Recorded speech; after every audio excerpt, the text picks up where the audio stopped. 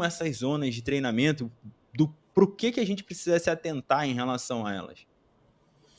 Tá? As zonas de treinamento, vamos pensar assim, é uma maneira didática ali da gente conseguir entender um pouco mais uma possível transição metabólica que existe ali dentro de um exercício conforme eu vou aumentando a intensidade. Então, para isso, para a gente conseguir entender, a gente determinou essas zonas, né? Os fisiologistas trouxeram 3 zonas de treinamento a princípio. Então, fisiologicamente, ali a gente fala em 3 zonas de treinamento. Então, seria a zona 1, que é uma zona quando eu faço o exercício num domínio moderado de esforço, falando fisiologicamente, mas na prática a gente chama de exercício leve. A zona 2, que seria um domínio intenso de esforço, na prática a gente vai chamar de um exercício moderado para forte. E a zona 3, fisiologicamente, seria o domínio severo de esforço, e na prática a gente vai chamar do exercício de alta intensidade. Então, didaticamente tentou dividir em 3 zonas, mas é como se, quando eu coloco essa ideia das 3 zonas, é como se eu tivesse pontos específicos, gatilhos específicos, em que em determinado momento eu mudei. Né? Então, eu passei do forte para o moderado, passei do moderado para o forte. Mas fisiologicamente isso não existe, né? É uma transição metabólica, são características desse metabolismo que vão mudando ao longo do exercício conforme eu vou aumentando a intensidade. E as zonas, elas são bem importantes para prescrição e monitoramento das cargas de treinamento, né? Por base nessas zonas, com essa divisão didática, eu consigo justamente fazer isso, né? Determinar para um atleta o que é um fraco, o que é um moderado, o que é um forte, tendo por trás esse respaldo fisiológico que é embasado aí por essas zonas de treinamento. E da onde surgiram essas 5 zonas? Acho que tem 7 zonas também, né, em alguns casos, na prescrição. Como é que é essa diferença, né? Aí o que eu gosto de falar assim, a gente tem a parte fisiológica da brincadeira, e aí a gente tem a parte didática, a proposta do treinador. Então, dentro do conceito criado por trás, o treinador ele vai desenvolvendo algumas estratégias para conseguir, né, desenvolver ali o trabalho dele, o processo de treinamento. Em determinado momento, alguns treinadores falaram: pô, 3 zonas só não representam exatamente o que eu preciso passar para o meu atleta. Porque a zona 2 é muito grande, vamos falar assim, né? Pô, a zona 2, o que é? Vai do moderado, zona 2 perto da 1, tá fácil. Zona 2 perto do segundo limiar ali, perto da zona 3, no modelo de 3 zonas, tá muito difícil. Então, pô, é zona 2 com característica totalmente diferente. Então, vamos tentar deixar isso mais didático e vamos fracionar essas zonas. Aí, em cima disso, tem modelos de 5 zonas. Então, aí eu teria a zona 1 e 2 representando um exercício mais leve. Eu teria a zona 3 e 4 representando esse exercício moderado para forte. A zona 5 representando um exercício já de alta intensidade. E aí outros modelos ainda, dependendo da modalidade esportiva, começaram a sentir a necessidade de fazer treinos supramáximos.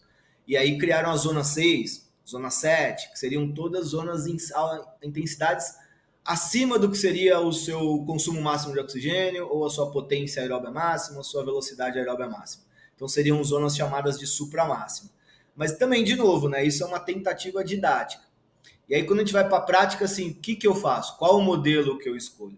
Né? Aí cabe muito a tomada de decisão do treinador em verificar se ele vai usar 3 zonas, 5 zonas, 7 zonas, ou às vezes o que a gente faz na minha assessoria, a gente não usa um modelo. Às vezes, para a pessoa que está começando a treinar, 3 zonas se encaixa, porque ela não consegue dividir muito bem, ela não sabe o que é muito moderado forte e moderado fraco. Né? Aí, quando a pessoa começa a precisar de mais detalhes no treinamento, a gente parte para um modelo mais fracionado de 5 zonas, talvez. Né? Mas de novo, é uma tentativa didática de ajustar o processo de treinamento aí com base em alguns números. Tá. Pensando. Vamos tentar desenvolver um pouquinho isso, e aí depois eu chego na pergunta que fundamentou talvez até o interesse na conversa, né? Que é a popularização desse treino de zona 2, que muitas vezes é feito de maneira errada, né? Não errada necessariamente, mas né, né, de uma maneira diferente do que realmente está sendo proposto pelos estudos, né, na questão mais fisiológica. Para uma pessoa evoluir, você diria, né? Sei lá, a gente coloca começando com o iniciante, talvez passando para o intermediário, acho que um avançado aí já começa a mudar muito, mas qual porcentagem, mais ou menos, do trabalho tem que ser feito em... Quanto do trabalho tem que ser feito em cada zona? Existe isso? Dá para a gente dividir mais ou menos assim? Cara, isso você até trouxe, né? Porque tá na moda, né? O tal do treino da zona 2. Quando a gente vai um Isso. pouco mais para corrida e ciclismo, falam do treino polarizado, né? Então, contextualizar um pouco de onde surgiu isso, pelo menos até onde eu conheço, quem popularizou isso mais recentemente foi um pesquisador americano que mora na Noruega, se eu não me engano, chamado Stephen Seiler, né? O Seiler ele começou a analisar como os atletas de alto rendimento distribuíam a intensidade de treino. E aí ele começou a analisar os esquiadores, por estar na Noruega, depois os maratonistas, né? E aí ele observou que dentro de um programa de treinamento, de um ciclo de treinamento, a maior parte da distribuição era realizada na zona 1, sendo uma menor parte na zona 2 e depois uma partezinha um pouco maior na zona 3, o que foi popularizado como um modelo 80-20. 80% do seu treino realizado na zona 1, 20% realizado na zona de alta intensidade. Né? Quando a gente vai mais detalhe, na verdade não é 80-20, mas fica um 70-10-20, né? Mais ou menos nessa distribuição.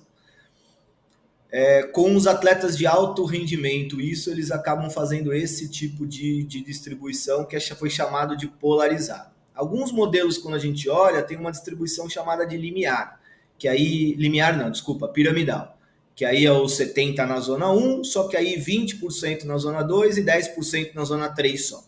E aí ele viu que, normalmente, quando a gente treina, a gente pega a maior parte, a gente acreditava o quê? Que eu tenho que ir para treinar na tal falando em 3 zonas, na tal da zona 2, que é onde está a sua prova, é aquela intensidade onde você consegue manter por muito tempo. Normalmente você vai para uma prova, você está trabalhando na zona 2, né? Numa prova principalmente de uma distância um pouco maior, 5 km, 10 km, assim por diante. E normalmente se treinava em cima disso. Então a pessoa saía para correr sempre na zona 2, sempre na zona 2, sempre na zona 2, acreditando que tinha que fazer sempre o ritmo de prova.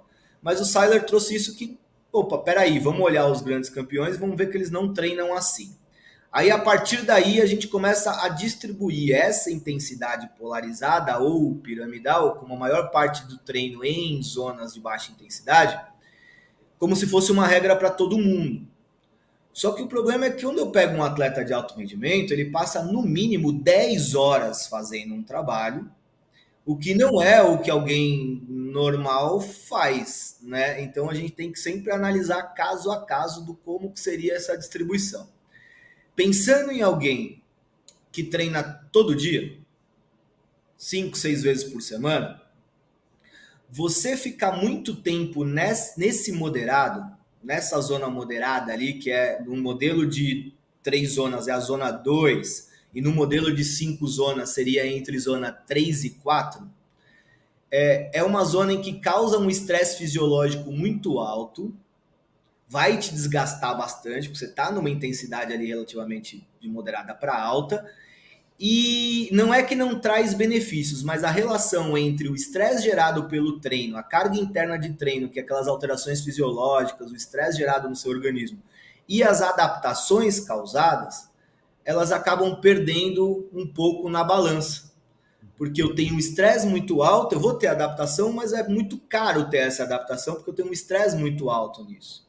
Então, se eu olhar para esse lado e falar assim, então vamos fazer o seguinte, vamos fazer um treino mais longo, em baixa intensidade, porque aí eu não vou ter alguma parte, um estresse endócrino tão alto, vamos dizer assim, um estresse do sistema nervoso tão alto, eu vou ter uma adaptação mais articular, eu vou ter um maior fluxo sanguíneo, eu vou manter esse trabalho por mais tempo, eu vou ter uma adaptação estrutural e aeróbia ali na fibra muscular.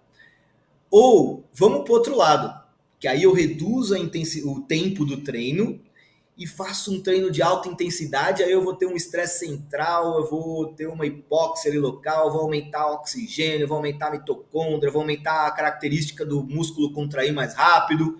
Então, apesar de ser um treino de alta intensidade, o tempo é mais baixo. Então, o meu estresse acaba sendo mais baixo.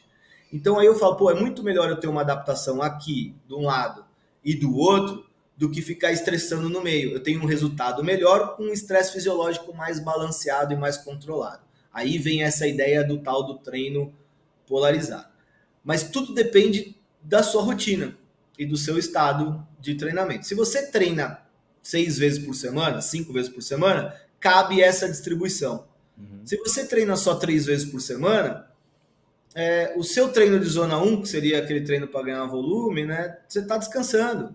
Então, ok, não tem problema você estressar, fazer um treino pancada na zona 2, porque você vai descansar depois 2 dias, né? Você não tem que todo dia correr. Então depende muito da frequência que você tem de treino para encaixar essa distribuição.